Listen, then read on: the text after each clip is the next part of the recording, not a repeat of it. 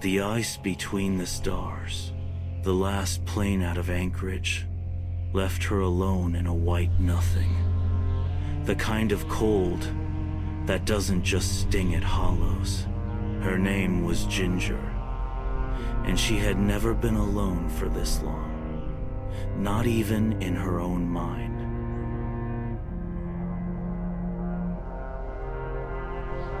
The Black Ridge Observatory stood like a frozen sentinel atop a plateau in the Alaskan interior, miles from any human. Ginger had taken the assignment, eagerly months of pure data, uninterrupted skies, no one breathing over her shoulder. Her boots echoed as she stepped into the observatory's control room. Everything was coated in a sheen of frost that never quite thawed, no matter how high the heat was set. The interior smelled like dust sealed in ice. She found the notebook tucked under a cracked console. Its cover was worn leather, warped with age. Inside, yellowed pages held frantic, scribbled handwriting. It read, "Observatory rules. Log every sound you hear, even if you think you imagined it. If you see a second silhouette in the dome window after 3 a.m., do not enter. Never speak the name of the stars that move. Keep the telescope covered during snowstorms. It sees more than stars. When the emergency beacon lights up but no one calls, go to sleep immediately. Do not open door 3 in the sub-basement. The room behind it doesn't exist on the blueprints. The power will flicker at 4:17 a.m. Do not attempt to restart. The generator, it always comes back on by itself. If the snow inside the main hallway doesn't melt, evacuate immediately. There is a 7th security camera feed. Do not watch it." She laughed. Surely a prank. Or maybe just the ramblings of the last poor soul who went too long without sunlight or human interaction. She left the notebook open on her desk. She would regret that.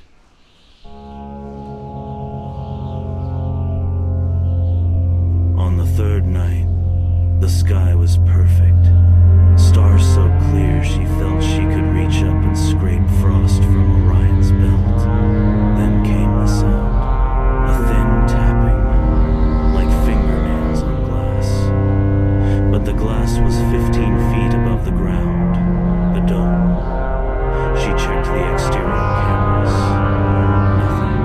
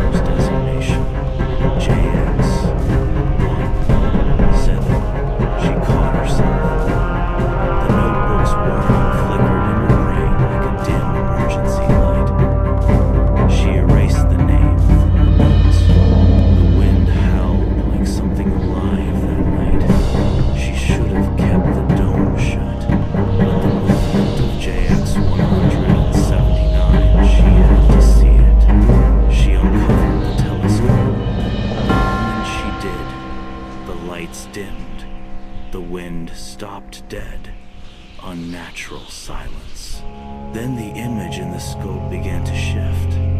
Not like lens drift, like the sky itself bending. A shape passed in front of the star. Not a satellite, not debris. Something with joints. She slammed the dome shut, but she'd already broken. 4. And the sky had seen her.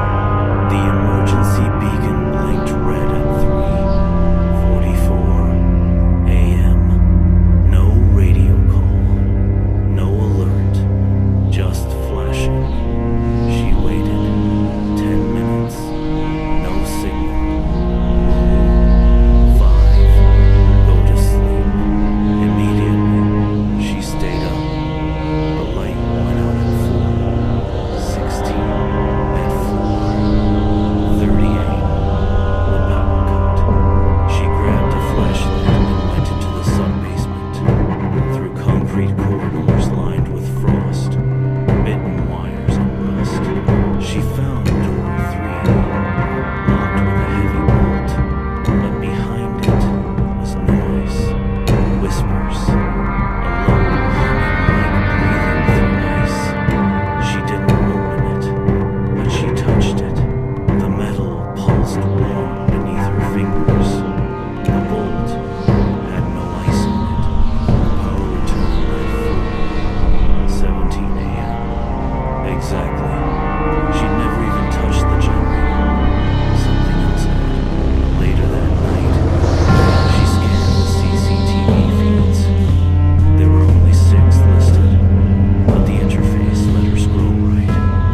Feed 7, static. Then, the telescope, but she wasn't in it. Something else was. A tall figure, standing beneath the lens. Its limbs were bent low, head turned toward the camera with no face. It raised one hand, tapped the glass of the scope. The mic hissed. Again, her name, Ginger. She unplugged the system, but the monitor stayed on.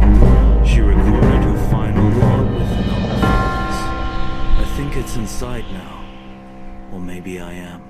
The stars aren't where they're supposed to be, and neither am I. The rules were real. They weren't warnings.